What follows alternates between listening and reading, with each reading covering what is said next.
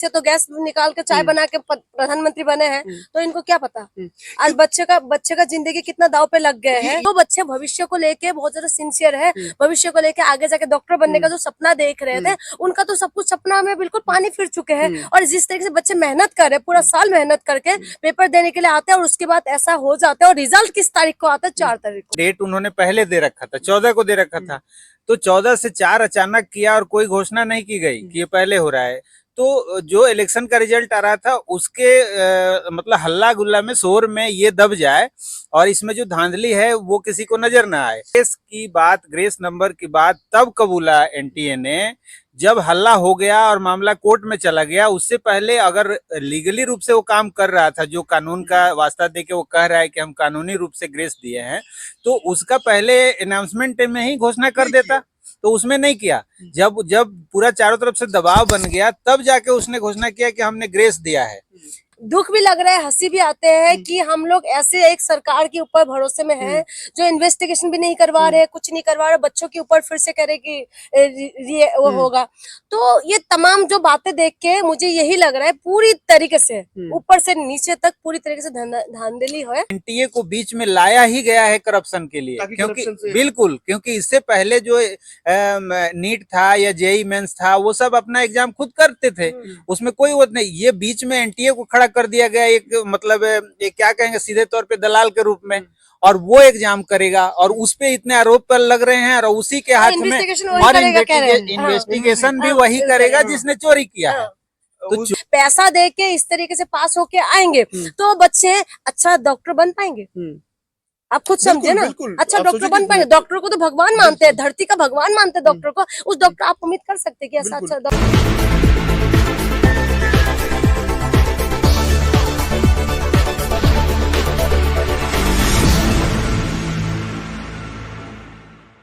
इस समय हम नीट में हुई धांधली, जो नीट में धांधली हुई है, खास करके कथित तौर पे जो धांधली हुई है, ग्रेस नंबर दिया गया है, उसके ऊपर एक विश्लेषण करेंगे, चर्चा करेंगे। क्या ऐसा वाकई में हुआ है? हमारे साथ जो है राजकुमार जी हैं, जो नव जागरण के रिपोर्टर्स हैं, पत्रकार हैं, और हमारे साथ जून मैसी भी हैं, पेशे से सोशल एक्टिविस्ट हैं और इनका खुद का चैनल भी है, पत्रकार भी हैं।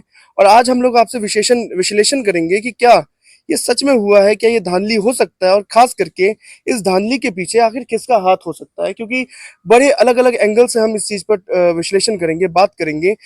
तो आप लोगों को, जैसे कि जून जी, क्या लगता है कि जिस तरीके से एनटीए आगे हो रही है और सरकार पीछे जा रही है, और खास करके विपक्ष यही कह रहा है कि एनटीए की आड़ में सरकार को छुपा रही है? छुपा तो रहे हैं, सब कुछ दिखाई दे रहा है। आपको नहीं दिखाई दे रहा है? सब कुछ दिखाई दे रहा है कि छुपा रहे हैं सरकार। सरकार इसमें बात कर रहे हैं, सरकार के मंत्री साफ साफ बोल रहे हैं कि नहीं कुछ भी नहीं हुआ, साफ साफ पल्ला जा रहा है। इनका काम यही है, इनका बस नाली से जो गैस नाली से तो गैस निकाल के चाय बना के प्रधानमंत्री बने हैं, तो इनको क्या पता आज बच्चे का जिंदगी कितना दाव पे लग गए हैं। ये विश्लेषण जो है हम करेंगे कि जो ग्रेस नंबर दिया गया, ये ग्रेस नंबर इसी साल दिया गया है। पहले ग्रेस नंबर नहीं मिलता था, लेकिन इस साल क्यों मिला और 1563 लोगों को ही क्यों मिला ग्रेस नंबर? तो आपको क्या लग रहा है कि ये सारी सेटिंग करके तो दिया है नंबर?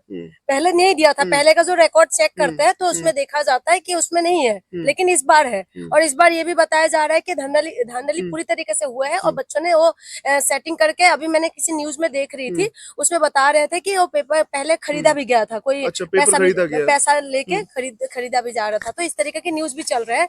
तो ये सारी सेटिंग से हो रहा है। और आप एक बात बताइए, जब तक ऊपर से सेटिंग ना होगा तो नीचे से कर लेगा क्या? नीचे ऊपर से सारी सेटिंग होता है तभी तो सरकार देखिए, सरकार हमें भी जिस तरीके से हम लोग भी देख रहे हैं, सरकार कह रही है अस्वस्थ है। धर्मेंद्र प्रधान ने साफ कह दिया कि भाई कोई धांधली नहीं हुई है, कुछ भी इंक्वायरी नहीं कर रहे, इन्वेस्टिगेशन कुछ नहीं करके सीधा बोल रहे कि धांधली नहीं है। एनटीए वाले कह रहे हैं चाय पियो, 4th फ्लोर पे चाय है। वही है ना, नाली से गैस जो बन रहे हैं उसे चाय बनाओ और पी लो। वही प्रधानमंत्री चाय बने के प्रधानमंत्री बन गए, तो उनसे क्या उम्मीद कर सकते हैं? साफ बात है ये कि उनसे कोई उम्मीद नहीं कर सकते। बच्चों का जिंदगी कितना खराब है। पटना में अभी प्रोटेस्ट करते हैं बच्चों का, देखा क्या हालत हो रहा है, सर पे पानी डालना पड़ रहा है। वो जो बच्चे भविष्य को लेके बहुत ज्यादा सिंसियर है, भविष्य को लेके आगे जाके डॉक्टर बनने का जो सपना देख रहे थे, उनका तो सब कुछ सपना में बिल्कुल पानी फिर चुके हैं। और जिस तरीके से बच्चे मेहनत कर रहे हैं, पूरा साल मेहनत करके पेपर देने के लिए आते हैं और उसके बाद ऐसा हो जाता है। और रिजल्ट किस तारीख को आता है? 4 तारीख को। 4 तारीख को। देखिए, रिजल्ट के ऊपर भी बहुत सारे सवाल उठा है। 4 तारीख को की पूरा देश लगे रहेंगे कौन बनेगा प्रधानमंत्री, और उसके बाद उसी तरह 4 तारीख को छोड़ देते रिजल्ट कि उसको दब जाए, और उसके बाद सारे रिजल्ट में सब लोग फंसे रहे कि भाई कौन बनेगा प्रधानमंत्री, मोदी जी बन रहे हैं नहीं बन रहे, बस उसी में ये तो बहुत बड़ा सवाल था कि 4 तारीख को क्यों निकाला रिजल्ट, क्योंकि एक दिन पहले भी निकाल सकते प्लानिंग थे। करके तो करेंगे। राजकुमार जी 4 तारीख को ही क्यों निकाला होगा रिजल्ट?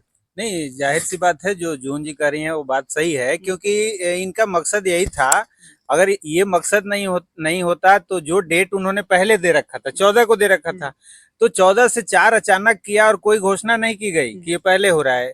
तो जो इलेक्शन का रिजल्ट आ रहा था उसके मतलब हल्ला गुल्ला में, शोर में ये दब जाए और इसमें जो धांधली है वो किसी को नजर ना आए।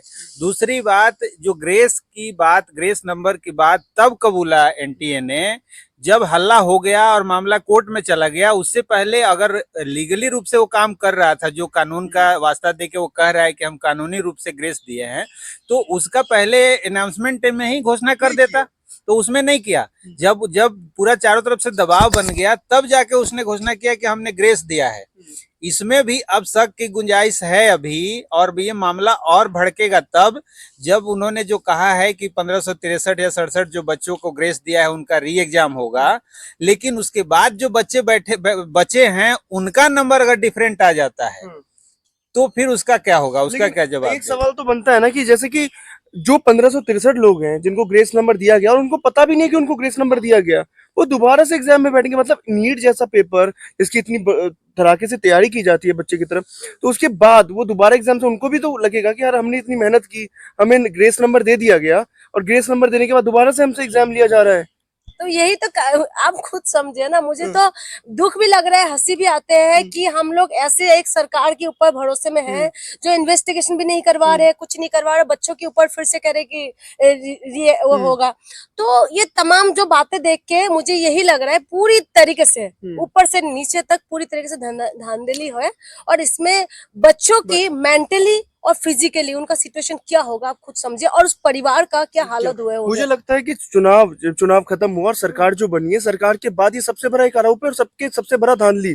अगर एनटीए इतनी प्रतिष्ठित मानी जाती है एनटीए, और एनटीए के द्वारा अगर ऐसा चीज होता है, तो आपको नहीं लगता कि सबसे बड़ा एक करप्शन ही कह लीजिए इसको, सबसे बड़ा करप्शन हुआ, फ्यूचर के साथ करप्शन हुआ? राजकुमार जी, एनटीए को लाया ही गया है करप्शन को ध्यान में रख के। आज हम किसी से बात कर रहे थे, एक्टिविस्ट थे, उनका ये साफ मानना था कि एनटीए को बीच में लाया ही गया है करप्शन के लिए, क्योंकि बिल्कुल, क्योंकि इससे पहले जो नीट था या जेई मेंस था वो सब अपना एग्जाम खुद करते थे, उसमें कोई वो नहीं। ये बीच में एनटीए को खड़ा कर दिया गया एक, मतलब एक क्या कहेंगे, सीधे तौर पे दलाल के रूप में, और वो एग्जाम करेगा और उस पे इतने आरोप पर लग रहे हैं, और उसी के हाथ में और इन्वेस्टिगेशन भी वही करेगा जिसने चोरी किया है।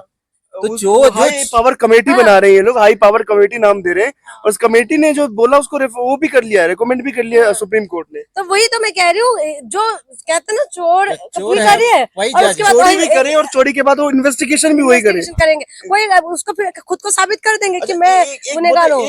एक बहुत गंभीर आरोप लग रहा है एनटीए के ऊपर। अगर ये इस पेपर में ऐसा कर रही है तो सोचिए बहुत सारे पेपर लेती है, यूसी सेट का भी लेती है पेपर, और बहुत सारे ऐसे तमाम पेपर है, एसएससी का भी पेपर कंडक्ट कराती है। तो ये इतने बड़े बड़े पेपर कंडक्ट करा रही है, प्रतिष्ठित पेपर कंडक्ट करा रही है, तो उसमें क्या होता होगा? क्या उसमें भी ग्रेस नंबर दिए जाते होंगे? ये सारी चीजों का कुल मिला के यही है कि ये सब कुछ ना सरकार को देखना होता है। आप और हम लोग सिर्फ डिस्कस कर सकते हैं, बता सकते हैं ना, तो बाकी जब सरकार की मंत्री इस तरीके से बयान देंगे तो आप बताइए आप किससे उम्मीद करेंगे? तो काम है सरकार का, तो सरकार इसमें देखना चाहिए कि हमें क्या करना चाहिए। आज बच्चों का हालत, भविष्य, मोदी जी का मैं भाषण देखती हूँ, मोदी जी का युवा भारत है ना, युवाओं का भारत है, और देश आज युवाओं का हालत बेहाल हो गया है बिल्कुल। तो मैं यही कहूंगी पकोड़े तलने के लिए ना लोगों को अब तैयारी कर लेना चाहिए, चाय बनाने की तैयारी कर लेना चाहिए। 5 साल यही होने वाला है, क्योंकि एक की बात, एक पेपर लीक, यही सिर्फ इसी का नहीं है, इससे पहले भी आप देखें यूपी पुलिस का पेपर लीक हुआ, उसके बाद राजस्थान का भी हुआ है, हर एक सरकार बिहार में होता रहता है। तो आप खुद देखिए ना कि किस तरीके से मजाक हो रहा है। लेकिन हमारे देश में जो लोग हैं वो खास करके रोजगार महंगाई और ये पेपर लीक, ये सब मुद्दा नहीं मानते। इन लोगों को मुद्दा होता है धर्म, तो इसीलिए उलझते रहे और भुगतते रहे लेकिन और भुगत भी रहे। इस बार विपक्ष भी कह रही है कि हम भी बहुत मजबूत हैं, हम सरकार को घुटने पे लेकर के आ जाएंगे। बिल्कुल, इस बार तो बहुत देखने वाले चीज होगा। इस बार जबरदस्त होगा और विपक्ष मजबूत होना जरूरी है। विपक्ष मजबूत हुए हैं इस बार, और इस बार जबरदस्त होने वाले हैं। आप देखिए, अभी शुरू होने वाले ना पार्लियामेंट में, फिर देखिए जबरदस्त होने वाले। जब शुरू होने वाला है तो ये भी हंगामा भरा रहेगा। अब विपक्ष का नेता भी मिल गया ना, विपक्ष का वो नेता, प्रतिपक्ष का नेता भी मिल गया, तो इस बार जबरदस्त होने वाले, क्योंकि 10 साल के बाद मिले। पहले सुषमा स्वराज थे लास्ट, और अब इस बार मिल चुके हैं, तो इसीलिए इस बार जबरदस्त होने वाले। तो हमारी उम्मीद है कि जो बच्चों का भविष्य खराब हुए हैं, तो उन बच्चों के लिए कुछ अच्छा होगा। क्योंकि जुमले तो हम लोग सुनते रहे हैं, मोदी जी की बातों में अब भरोसा भी नहीं रहा। सच बताऊं तो कोई भरोसा नहीं रहा, क्योंकि बच्चों की जिंदगी के साथ ये 10 साल के अंदर जो भी कुछ हो रहा है ना, बहुत खिलवाड़ हुआ है, बहुत हुआ है। तो अभी जो नीट का ये जो पेपर है ना, इसमें अभी आप बच्चों के, अभी मैं इंटरव्यू देख रही थी, बच्चे कह रहे हैं कि मेरी उम्मीद ही नहीं है। और जो बच्चे पैसा दे के इस तरीके से पास होके आएंगे, तो बच्चे अच्छा डॉक्टर बन पाएंगे। आप खुद समझे ना, अच्छा डॉक्टर बन पाएंगे। डॉक्टर को तो भगवान मानते हैं, धरती का भगवान मानते हैं डॉक्टर को। उस डॉक्टर, आप उम्मीद कर सकते हैं कि ऐसा अच्छा डॉक्टर बन। एक चीज और आ रहा है राजकुमार जी, सीबीआई जांच की मांग कर रहे हैं, क्योंकि एक पिटीशन गया है सुप्रीम कोर्ट में, कह रहे हैं कि सीबीआई जांच करवाया जाए। क्या लगता है कि सीबीआई जांच अगर होगा तो ये पूरा का पूरा दूध का दूध और पानी का पानी आ जाएगा?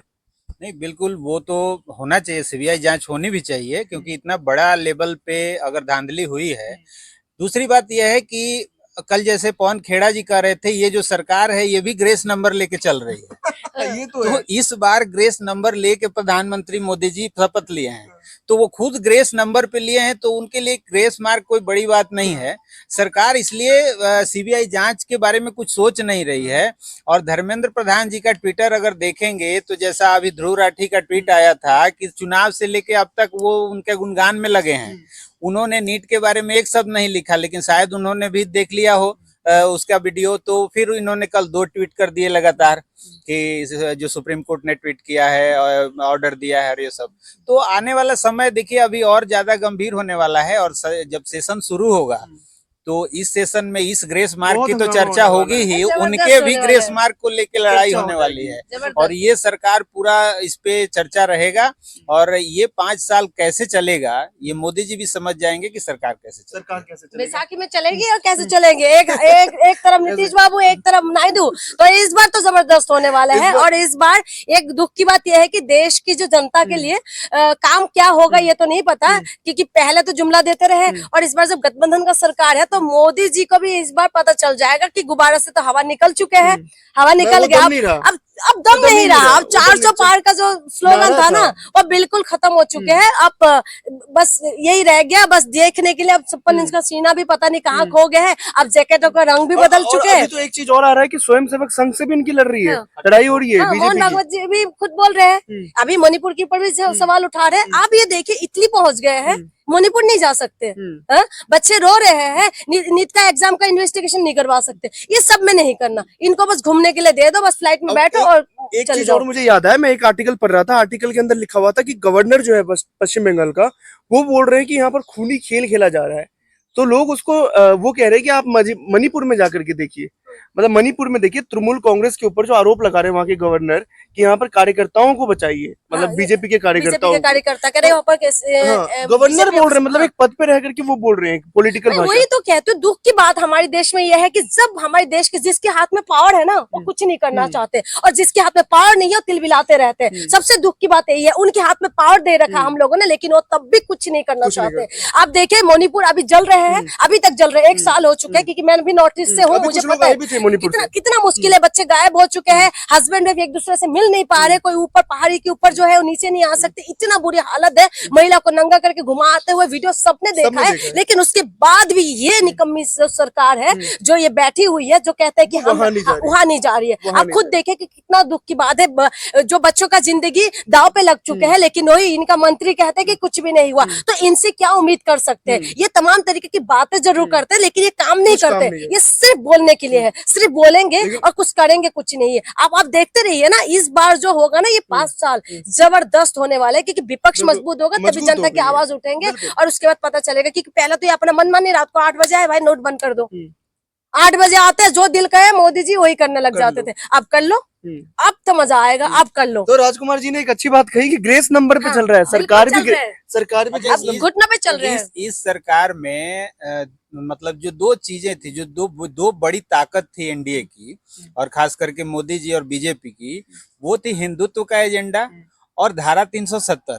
ये दो पे चुनाव लड़े और इस बार रिजल्ट में दोनों फेल हुआ, पहले क्योंकि जहां से मंदिर बना वहां से ये हार गए, वहां कुछ नहीं मिला, और जहां से धारा हटाए वहां ये चुनाव ही नहीं लड़ पाए। तो दोनों जगह ये खत्म है। तो अब ये जय जगन्नाथ जी के साथ शपथ लिए हैं। पहली बार जय श्री राम का नारा नहीं लगा इनके उसमें, जिस दिन स्वागत था इनके अब जगन्नाथ, हाँ, तो अब जय जगन्नाथ, क्योंकि उड़ीसा पे चला गया है सारा दारोमदार। तो अब नीतीश और नायडू जो दोनों एन फैक्टर है, ये बहुत अब मायने रखेगा। और राम और धारा 370 वो पीछे चला गया है, तो इसलिए आने वाला समय काफी क्रूशियल होने वाला है। देखिए 22 तारीख को जो संसद का सत्र चलेगा उसके अंदर तमाम तरह की हंगामा देखने को मिलेगा, क्योंकि इस बार पवन खेरा ने, मल्लिकार्जुन खड़गे ने साफ कह दिया, संकेत दे दिया कि भैया हम भी बहुत स्ट्रांग है, जितना हमें 10 सालों से दबाया गया हम भी बहुत ज्यादा स्ट्रांग है। उस स्ट्रांगी के साथ जो संसद चलेगा उसके अंदर कितना हंगामा होगा और एनटीए का ये जो ये हुआ है, जो खिचड़ी पकी है, उसका क्या निष्कर्ष निकलता है और सीबीआई जांच अगर होता है या नहीं होता है, ये आने वाले टाइम में, आने वाले वक्त में हमें पता चल ही जाएगा।